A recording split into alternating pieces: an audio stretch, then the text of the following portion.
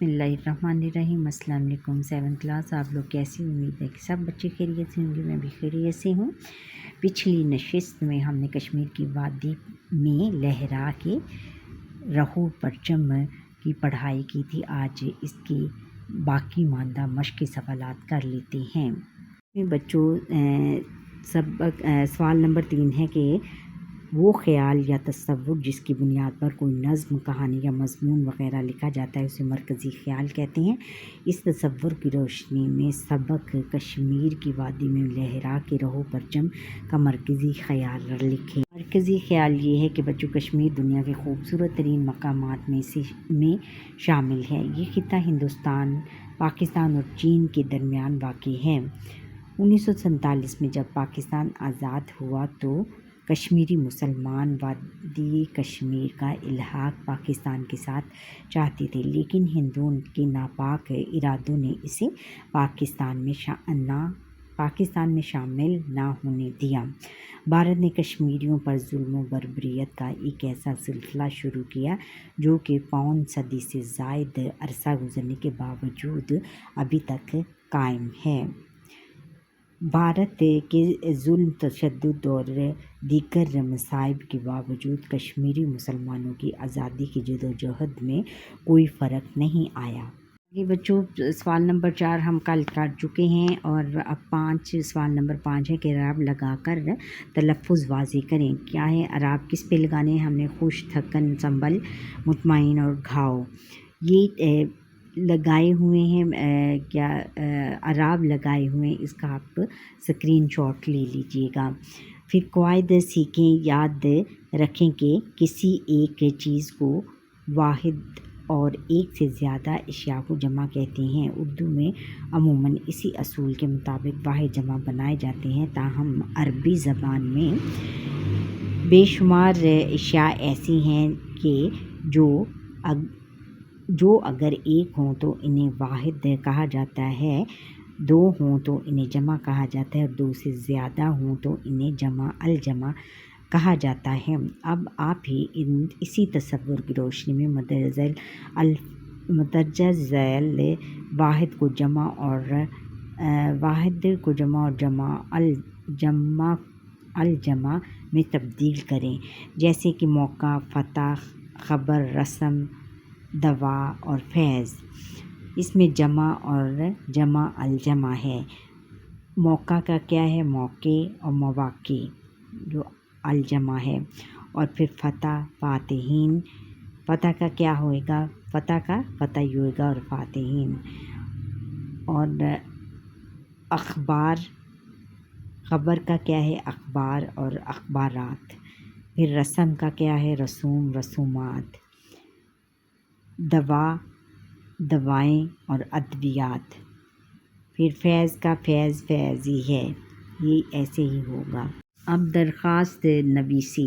اپنی کسی ضرورت کو پورا کرنے یا کسی کام کی اجازت طلب کرنے کے لیے کسی افسر مجاز کے نام درخواست لکھی جاتی ہے۔ درخواست کا مضمون سادہ اور عام فہم ہونا چاہیے، جملے چھوٹے اور بات مختصر کی جانی چاہیے۔ اب سوال نمبر 7 ہے کہ ہیڈ ماسٹر صاحب کے نام درخواست، رخصت بوجہ بیماری کی درخواست تحریر کریں۔ جواب یہ ہے کہ درخواست بوجہ بیماری، سب سے پہلے ہم لکھیں گے جناب head master, government high school for boys cantt, اور لاہور۔ جناب عالی، یہ سائن لگائیں گے۔ پھر مؤدبانہ گزارش ہے کہ میں جماعت ہفتم کا طالب علم ہوں، کل رات سے مجھے نزلہ زکام کے ساتھ تیز بخار ہے، جس کی وجہ سے ڈاکٹر نے مجھے 3 دن کے لیے آرام تجویز کیا ہے۔ مہربانی فرما کر مجھے 12 اکتوبر سے لے کر 14 اکتوبر تک کی رخصت عنایت فرمائی جائے، عین نوازش ہوگی۔ پھر یہاں پر ہم نے تاریخ لکھنی ہے۔ تاریخ کیا ہے؟ 12 اکتوبر 2024۔ پھر العارض پر آپ کا تابع فرمان الف ب ج، یہاں پر آپ اپنا نام لکھ سکتے ہیں، اور جماعت ہفتم۔ اچھا بچوں، درخواست لکھنے کا ایک طریقہ یہ ہے کہ یہ جو اوپر جناب head master government high school for boys cantt Lahore, یہ ہم نے ایک ہی لائن میں لکھنا ہے، ایک ہی لائن میں یہ سارا کچھ آنا چاہیے۔ اس کا پیٹرن یہ ہے، اگر آپ اوپر نیچے اس کو کر دیں گے تو پھر اس کے مارکس کٹ جائیں گے۔ آگے سرگرمیاں ہیں۔ الف، کشمیر کے 3 بلند و بالا پہاڑی سلسلوں کو چارٹ پر بنائیں اور کمرہ جماعت میں آویزاں کریں۔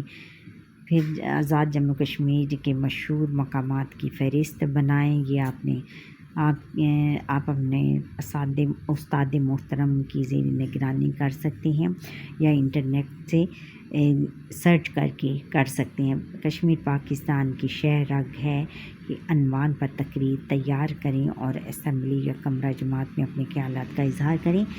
پھر ہے کہ مسئلہ کشمیر کے موضوع پر کسی مصنف کی کتاب کو اسکول کی لائبریری میں جاری کروا کر پڑھیں اور پھر مصنف کے مدعا اور مقاصد کو اپنے الفاظ میں بیان کریں۔ مدعا یعنی اس نے جو کہا ہے، اس میں جو بیان کرنا چاہا ہے اور اس کے جو مقصد بیان کیا ہے، مقاصد ہیں، وہ بھی آپ نے اس میں بیان کرنی ہے۔ اور معلومات عامہ ہے آگے۔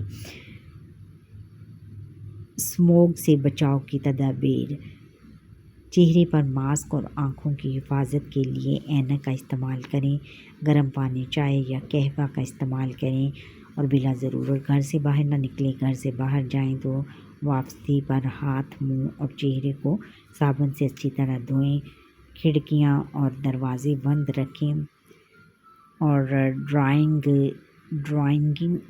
ڈرائیونگ کی صورت میں گاڑی کی رفتار آہستہ رکھیں اور پرہجوم مقامات پر جانے سے گریز کریں۔ یہ اسموگ بچوں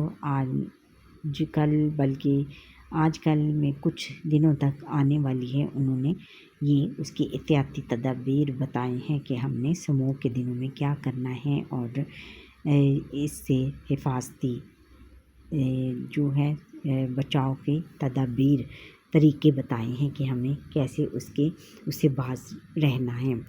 اچھا بچوں، امید ہے کہ آج کا لیکچر آپ کو میرا پسند آیا ہوگا۔ اگر پسند آیا ہے تو چھوٹا سا کمنٹ کریں اور بیل آئیکن پر کلک کریں تاکہ ہر آنے والا لیسن میرا آپ تک پہنچ سکے۔ اور پھر سبسکرائب، جو بچے فرسٹ ٹائم میرا لیسن دیکھ رہے ہیں، سبسکرائب کرنا نہ بھولیے گا۔ اللہ حافظ۔